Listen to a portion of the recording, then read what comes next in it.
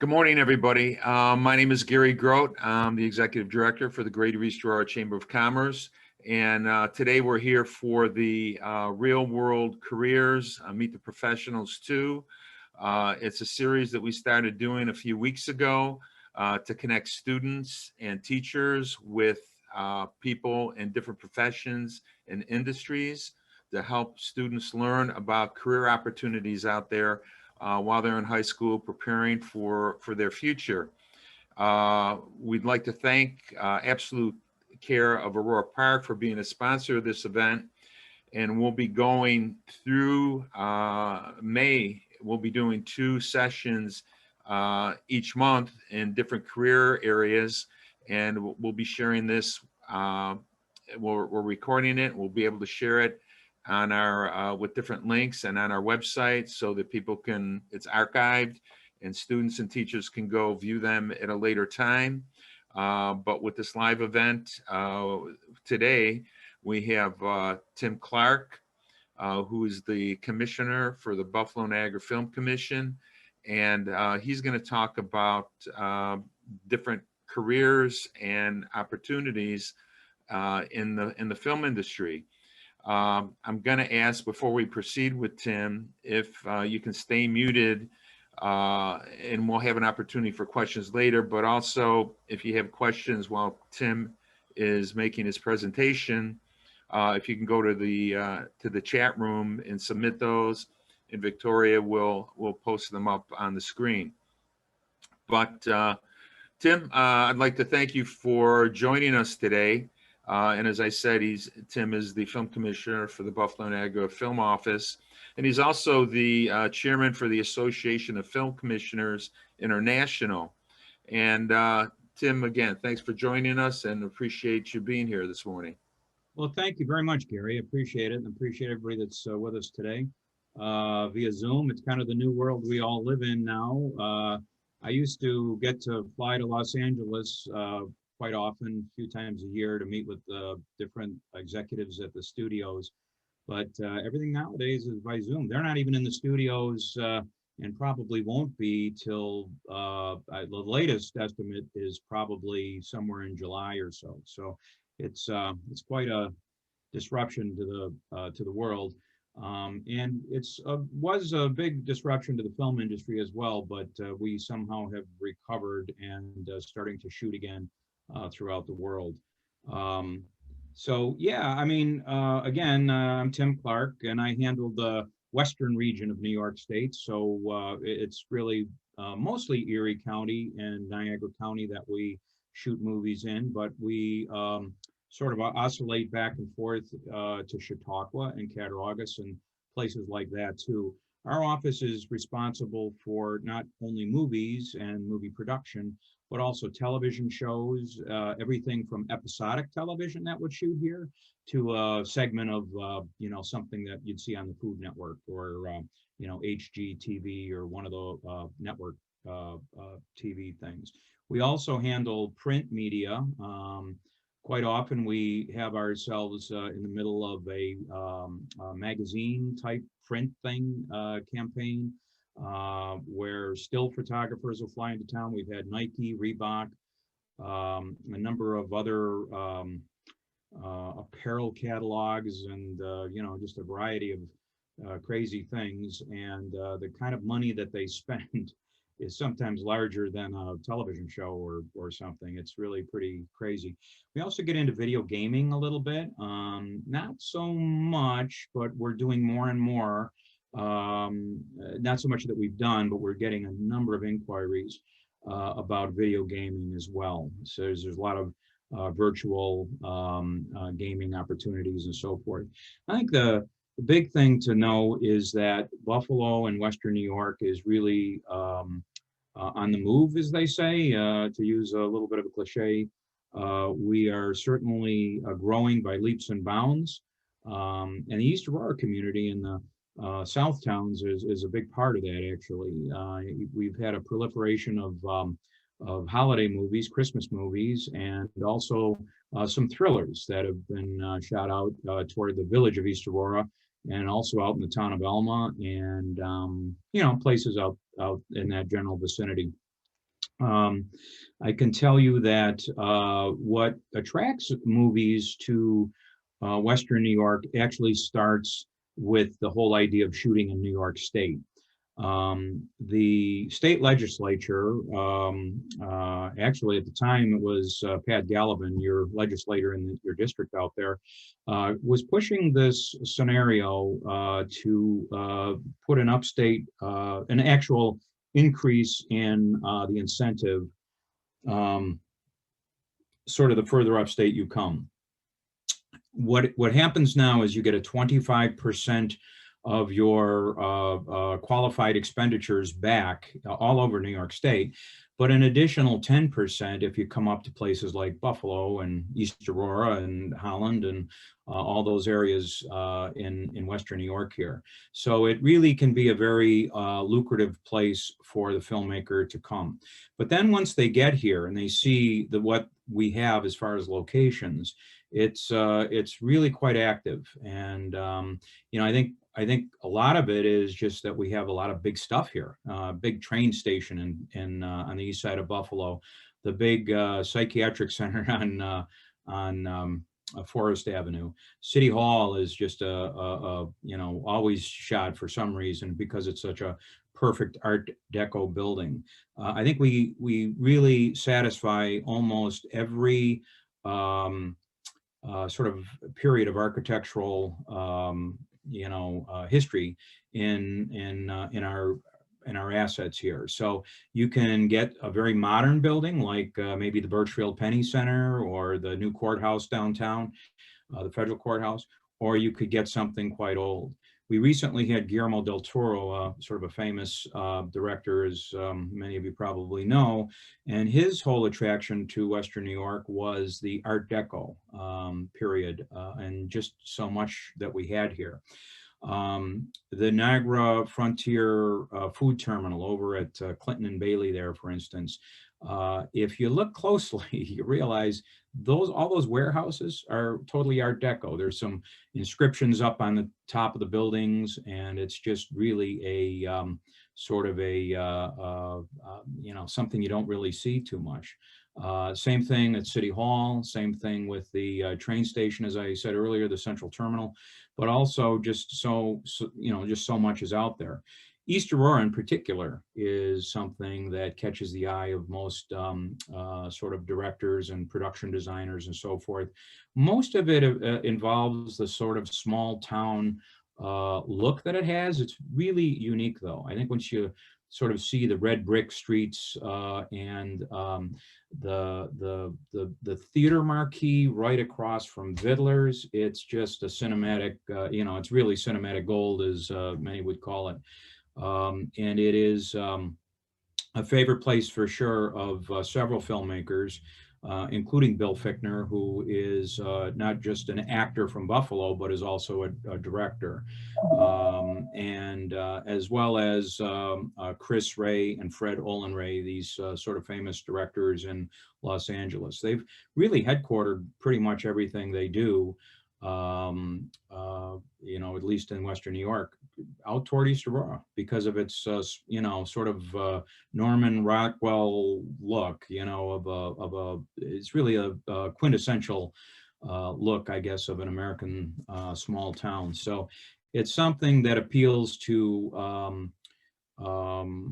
networks like Hallmark, Lifetime, Ion TV. Those are the kinds of networks that really look for a very picturesque architecture and setting for their movies. Also, the Knox Farm State Park, believe it or not, we've shot a lot of movies there. And that is, again, you can turn that into a lot of things. It's a farm, of course, working farm in the day, but those barns are still there and very pristine. The mansion, we've used that as a prince's mansion, if you can imagine that, from somewhere in Europe, and then also some of the guest houses and out parcels there have been used in these movies. The equestrian barns there, for instance, has another incredible look that is just not too available out there in America today. So that little 800-acre parcel there, or just about 800, I guess, is really another sort of benefit to shooting in the South towns. And there's just so much there. And even the roadways or the driveways throughout the property have been used as rural country roads. We know they're not, but the viewer at home doesn't know that. And it's really easily controllable. We don't even need the police to shut it down or anything. We basically, you know, can go in the park and just kind of, you know, hold, there's really no traffic there, and just kind of hold those roads for them. And we've seen it over and over again. And you might not even realize that that facility has been used for, you know, for that purpose. And then also, if you take a look at Niagara Falls, I mean, it's a huge, iconic sort of international symbol of America and Canada, but the common sense is to shoot on the American side, because you can actually go down to the bottom and, you know, sort of get the enormity of the falls and the sort of the expansiveness. So we've shot movies like Tammy there with Melissa McCarthy. Oh gosh, we did a HBO television show there a couple of years ago.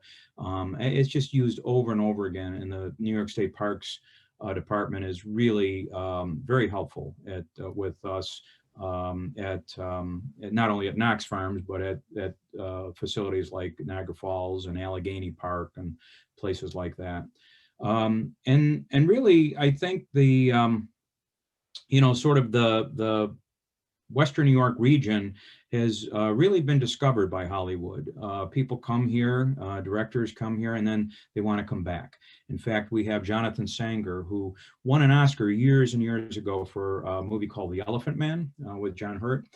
He came here to shoot a little movie a few years back called Marshall that had Chadwick Boseman, the late Chadwick Boseman, in it. And he's back this spring with another movie. He liked it here so much that his next film, which is this one that he's working on now, he's bringing back to Western New York.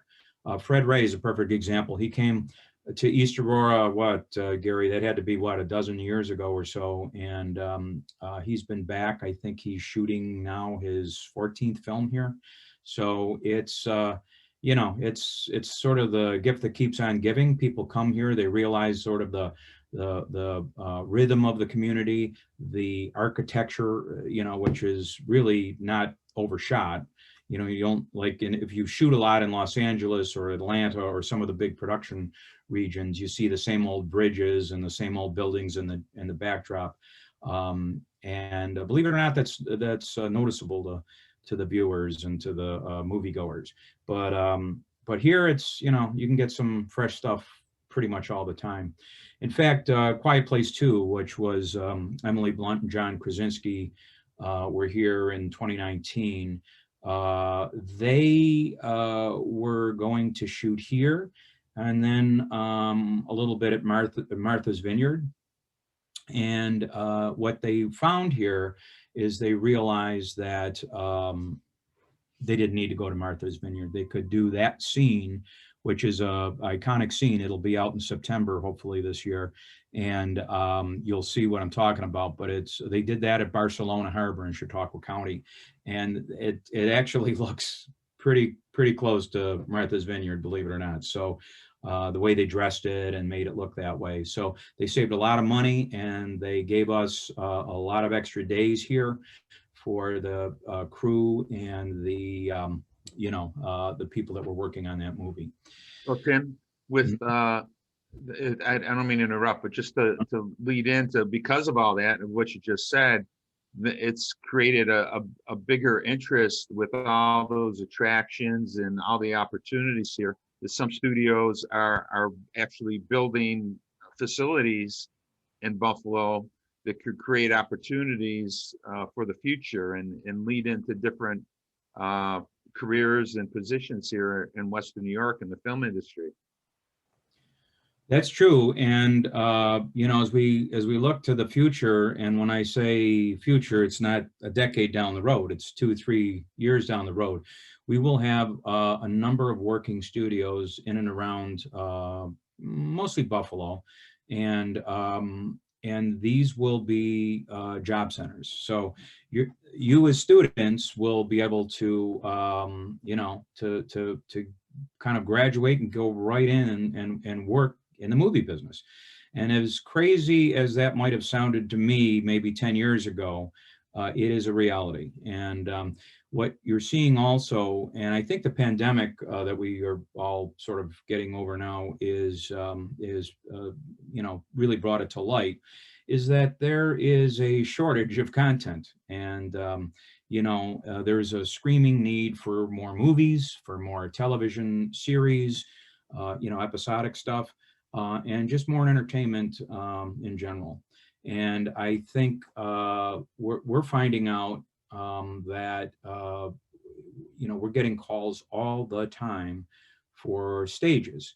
And we have two stages in Buffalo. Actually, we have a number of stages, professionally made stages about, I guess right now we're at 3 stages.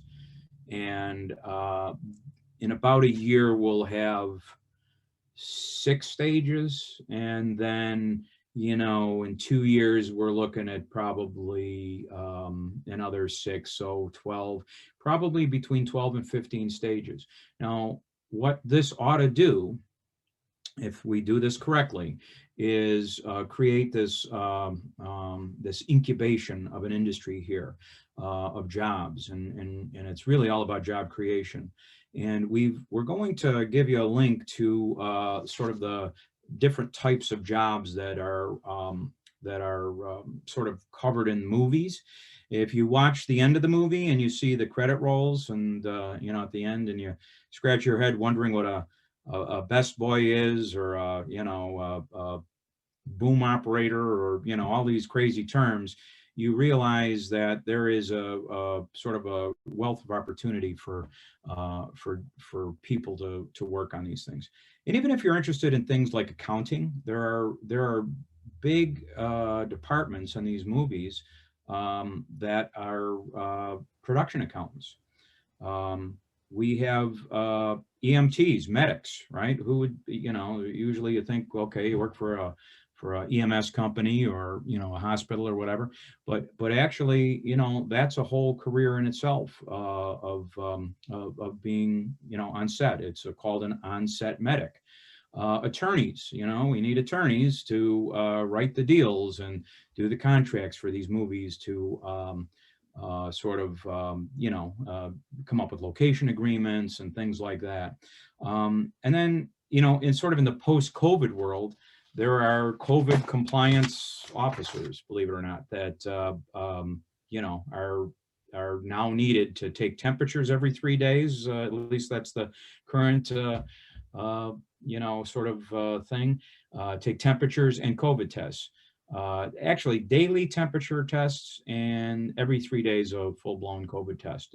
That's what the protocol is right now. So it's changing all the time, and there's just so much to do. If you like to do post-production editing, for instance, if that's your thing, there are going to be great opportunities for that as well. So, and remember that, you know, it's ever evolving and ever changing. So, you know, there will be new types of jobs, but the old standards will still be there. If you enjoy photography, for instance, you know, the cinematography, you know, or cinematographer on a movie set is called the director of photography, but they travel with a team of people, or hire a team of people that can capture the shots. Very often when a movie is being shot, like A Quiet Place 2, they'll have the primary unit shooting, you know, the major stuff of the day, but then they'll have splinter units that go off and shoot second unit photography, and sometimes even third unit photography. So I'll be shooting maybe in 3 places at once, you know, for a movie like that size. So yeah, go ahead, Gary.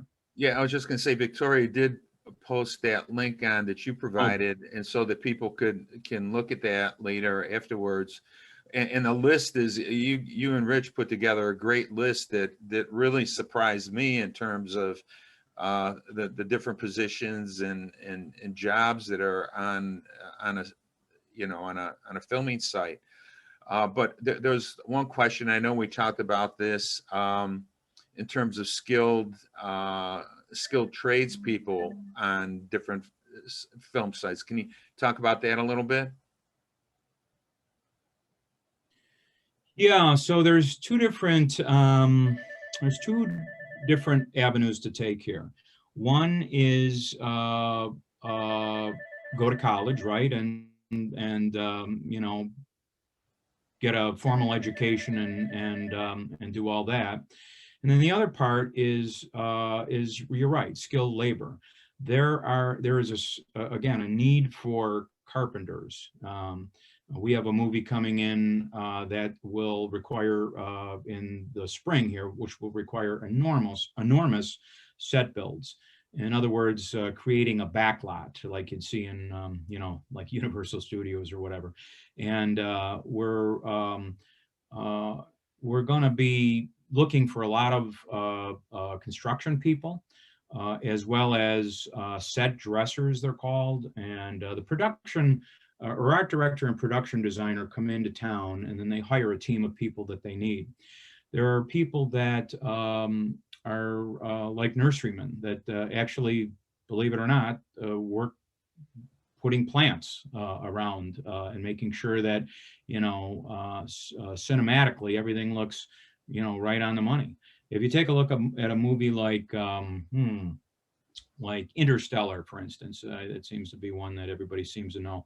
It happens in another planet, so much of the stuff is built on stage. So there's all the set construction that happens inside a sound stage. But then, as you go out and you create this sort of landscape out in the countryside, it has to be the right plants. It has to be the right sort of look. And again, it all comes back to the art director and the production designer to sort of lead the team of artists that do that. So yeah, there's people who graduate from high school and get right into the trade and start working some of these movies as what we call PAs or production assistants. And it's not a very glorious job, but boy, you get a sort of a full snoot of what it is to be on a movie set and to be around the director and the stars and the just really all the different elements of the set. And a PA is really the entry level. If you talk to Steven Spielberg, believe it or not, he was a PA at one point. If you talk to any of the major directors or producers, they all start at that entry level. And it really basically gives you a good idea to kind of get in and see what it is that interests you. Because sometimes, it might be something like a stunt person, somebody who, maybe is athletic and can jump off a building and, land on a giant air mattress and make it look like, you just got in a fight and fell over. It might be, an actor, even just a regular actor reading lines. It could be any of those things. And, I think you got to get into the movie set to see what it is that people do and figure out how you want to proceed with it. We had talked about internships, possible internships too, as kind of a lead into introduction for those types of careers. Can you talk about that a little bit? I can, yeah. We quite often will be able to place or connect students with movies that are shooting, sometimes even as extras in the background if they need a crowd scene or something. I mean, it's just a great, I guess in any profession, whether you're thinking movies or, anything else, the key is to just kind of roll your sleeves up and jump right into it. And this is really the quickest way, an internship or a PA thing, and do it for free. Do it if you can, if they give you the opportunity to come on set and run around and get somebody their coffee or, as an intern or whatever, or maybe to appear as a background extra, like so many East Aurora residents have done over the years. And the Fred Ray movies. There's Christmas carolers and shoppers walking up and down Main Street. You just, I think most people watching the movie don't even pay attention to it, but the people that are behind, the actors walking back and forth are actually extras that just add to the sort of motion in the frame of the movie at the time. Kind of an interesting thing too is when we did the chase sequences for Teenage Mutant Ninja Turtles a few years back on the 33, the Kensington Expressway. That was a Paramount picture. And, you had these chase sequences happening where they were going outbound on the 33, like a Brinks truck being chased by a bunch of motorcycles, and there were helicopters flying overhead. It was just crazy. But you don't even realize, but there was traffic going the other way. And all of that was synchronized. They all had two-way radios, and those cars had to hit at an exact moment, for in the movie frame. And it was a whole team of stunt drivers, believe it or not, that were just driving cars in the opposite direction, not even where the action was taking place, but in the opposite direction. And then, of course, when there were some explosions in that, because it was an action scene, and the drivers needed to be aware that that was going to happen, and then so they didn't get rattled by the explosion, and they just kept driving at a normal pace, and everybody kind of stayed on track.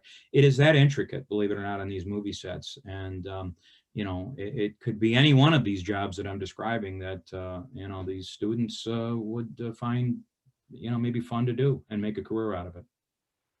What's the best way, if any of the teachers or educators listening now, and maybe students that will be listening to this recording, to connect with that, to get information on those opportunities?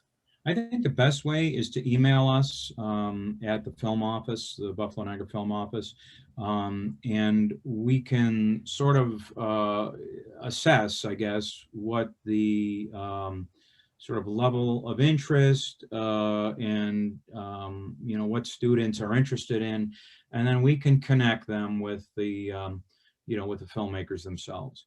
There's a lot of indigenous filmmakers in the community as well that might be interested in making their own films.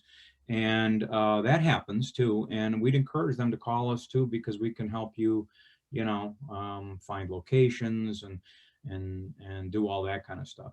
It's funny because student filmmakers fall into a category that, at least in our office, I can't speak for other offices around the country, but our office, we treat them as though they were, Paramount or Universal. I mean, we don't know who is shooting a student film today who could be the next, Academy Award-winning director tomorrow. So we want to make sure that everybody has a great experience, that we provide them a safe environment to operate in, and even that kind of thing is encouraged.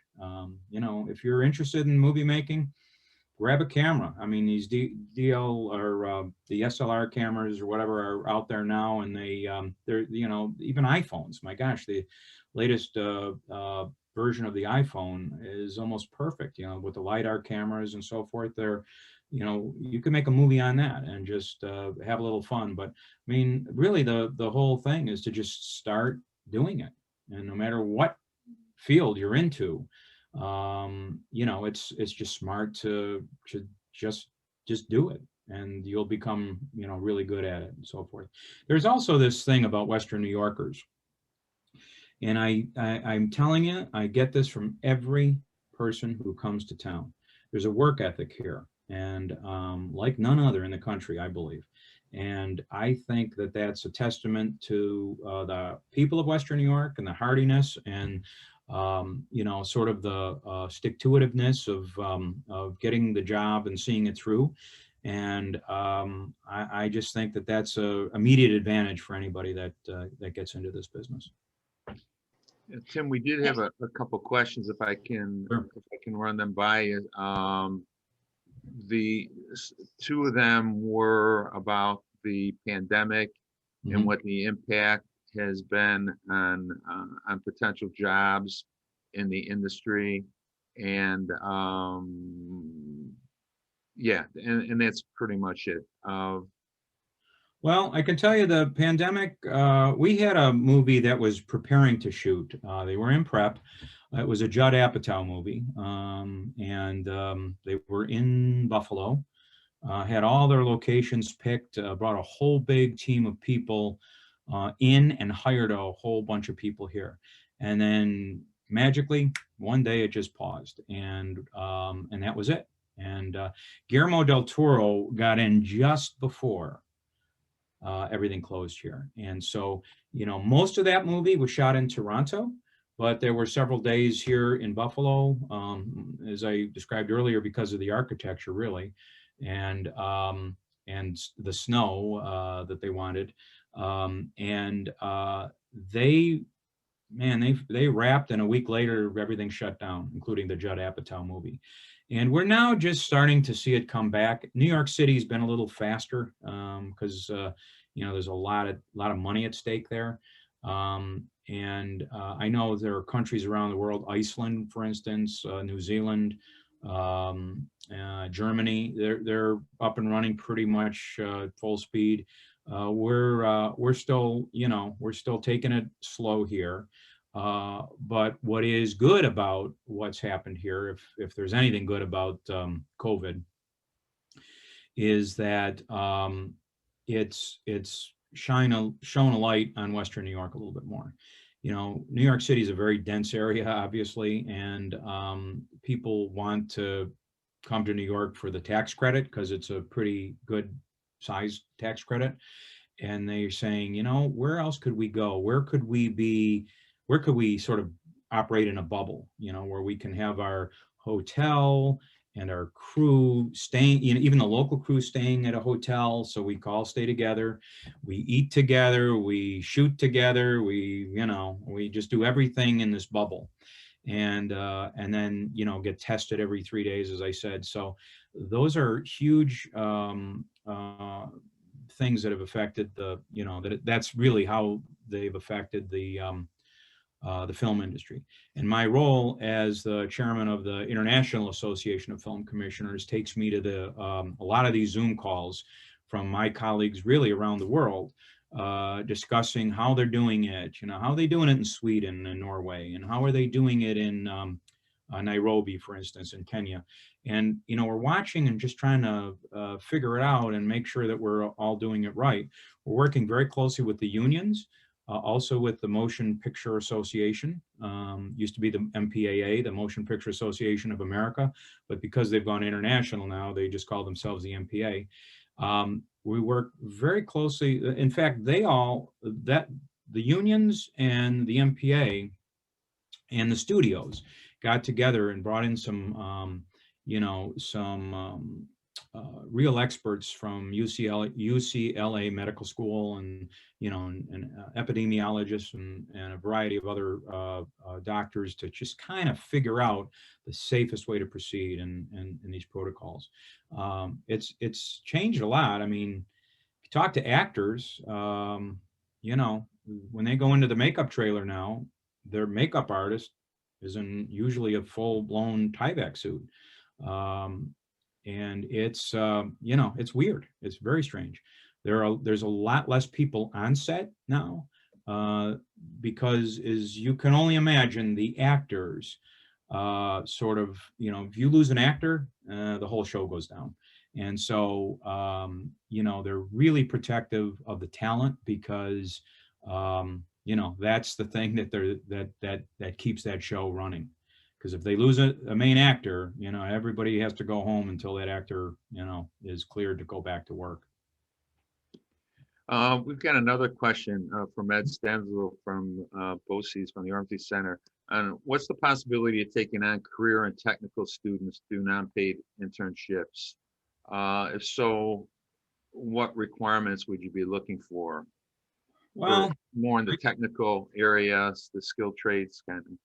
Sure. Ed, I think the best way is to, and you know best as teachers and as educators. We're looking for really the best students and somebody who's really again, I go back to the work ethic. Somebody's going to not show up late. In fact, maybe they were even there early, and give it all they have, and are good. There are very many people, believe it or not, in Buffalo. I mean, we've got a great artistic community here. The quality of life here is so much better, I think, because we have all these artists, musicians and painters and actors and all the live theater that we have here, and now movies, believe it or not. So I think that anybody that you ID is creative and as a sort of a go-getter and somebody that you can really rely on. That is the number one thing I think that these movie companies are looking for. They're really looking for someone who can truly rise above, because the bar is set pretty high on these movie sets, and it typically is the best of the best. So I think they're always looking for the best of the best students. And I'd also encourage the students to, no matter what you are, is that, like, there's a sign out there, I think I've seen it in East Aurora: whatever you are, be a good one.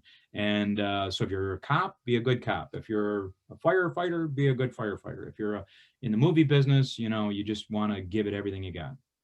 But that's a great question, Ed.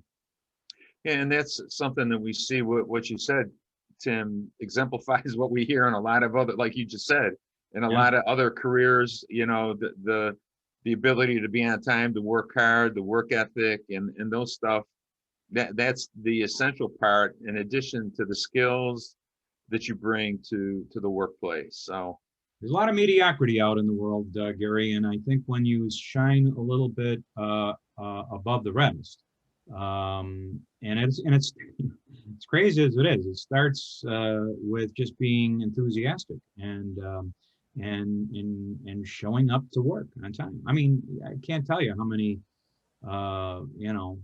people that don't do that don't last very long in this industry, because they oversleep, or they maybe call in sick at the last minute or something. It's this is a demanding and tough business, and they're looking for demanding and tough people. okay, I don't know if there are any other questions. You know what? One that did pop into my mind too, with these jobs. I mean, you mentioned union and everything. Does that affect these types of positions, particularly? I mean, somebody who's coming in at an entry level. Does the union play a role in this?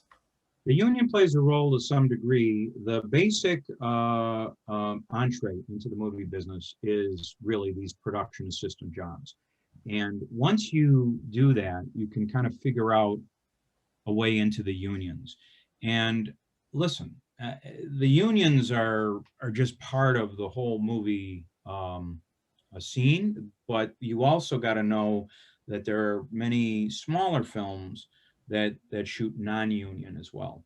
But when you take a look at the movie unions themselves, the actors are part of SAG-AFTRA, the Screen Actors Guild. The camera people are part of IATSE, the International Alliance of Theatrical and Stage Employees, Local 600. All of the other studio mechanics are part of IATSE. The people who drive the trucks, believe it or not, are Teamsters. Emily Blunt, for instance, and any other movie star is typically driven by a Teamster. And, so when you hear driving trucks, it's not those giant movie trucks, that certainly is needed too, but it's also, moving talent around, moving passenger vans with equipment and things like that. And then, you just, even as a writer, you're part of the Writers Guild, and as a director, you're part of the DGA, the Directors Guild of America. Producers are part of the Producers Guild. So the unions do play a really important and integral role in the whole industry, from coast to coast, from New York to Los Angeles and everywhere in between. And certainly in Buffalo, the bigger shows that we have are union. We have one show that's coming in about a month, they'll start shooting, and it takes place in a bunker in World War One, and most of it is shot inside a soundstage, and it is a smaller budget movie, but yet it's still a union movie. And when you talk to the unions and figure out the wages and all of that kind of stuff, they come in different tiers. So people that work in a movie like that would make a little less than actually a lot less in some cases than a giant Paramount picture that comes to town. And these people can spend millions and millions of dollars on local payroll, and also on things like lodging and car rentals and fuel for all the trucks, and I mean it's just endless. Quiet Place 2, for instance, I saw a figure. Wow, I'm drawing a blank on it now, but the number of gallons of paint that they used was, just staggering. The number of hotel room nights was staggering. They spent a lot of money in a short amount of time, which takes me back to the COVID question. The best way to jumpstart our local economy here, because the traveling industry, the hospitality industry has suffered so greatly. The quickest way is to get one of these movies to come into your hotel and into your restaurants, and let them start spending money, because they'll bring a lot of people in and give you this huge infusion of cash right away, which is what is sorely needed right now. Okay. I don't think there are any other questions now, but I really appreciate the information you've gotten. I've gotten some feedback in the chat room that this has been very informative for everybody. Oh, good. I'm And happy. Yeah, thanks. and as we said, we're recording this so students will be able to view it, at a future time. And And I'd encourage anybody with questions. I'm pretty good answering emails and stuff. Shoot me an email. My email is Clark, C-L-A-R-K, my last name, at filmbuffaloniagara.com.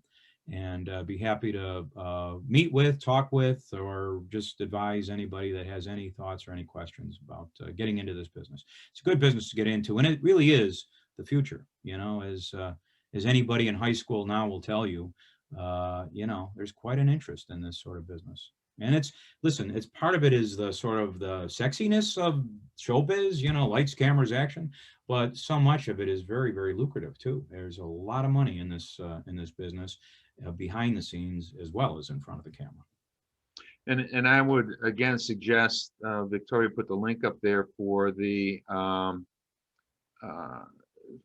list that Tim provided. It's really pretty extensive, and it's really eye-opening to see that and the opportunities there. And I'm sure, once this COVID issue is over, that I'm sure Tim would be willing even to come to a classroom, down the road when things are lighting up a little bit COVID-wise, and meet with students also. I don't mean to put words in your mouth, Tim, but No, absolutely. And we have a PowerPoint thing that shows a lot of what it happens behind the scenes on some of these movie sets in Western New York here, which I think people find quite interesting. So it's really a whole new thing. And as I said earlier in the Zoom call, if you would have told me 10 years ago that it'd be this busy, I think you were crazy, but luckily it is. Knock on something here, and the future is even brighter than what it is right now. well, great. Well, again, thank you. Tim's email address is on there, and we'll post it later. That list of different opportunities. The link is on there too. Again, I'd like to thank Tim, and I'd like to thank everybody for their participation today. And I'd also like to thank Absolute Care of Aurora Park for being a sponsor for this event. And we do have a couple other presentations scheduled for February 10th. We have one scheduled for February 10th with Pete Sergi, who's a senior employee engagement specialist at MOG, the Space and Defense Group. He'll be talking about careers in aerospace engineering. And on Wednesday, February 24th, Melissa Lauricella, who's the human resource manager at Astronics LSI, will be talking about different career opportunities at Astronics and in their industry. So stay tuned for that. We hope you'll join us, and we'll send out the links and everything for that information. But Tim, any last words, any comments or anything? No, just grab your popcorn and sit back because it's going to be a fun 21, and we're going to be making some movies very soon. So, and I hope to see some of you on the movie set as well. So, thanks for this Zoom call. It was a Okay. All right. Thank you again, Tim, very much for your participating in this, and thanks for everybody for joining us. And we hope to see you soon. Thank all you. right. So long.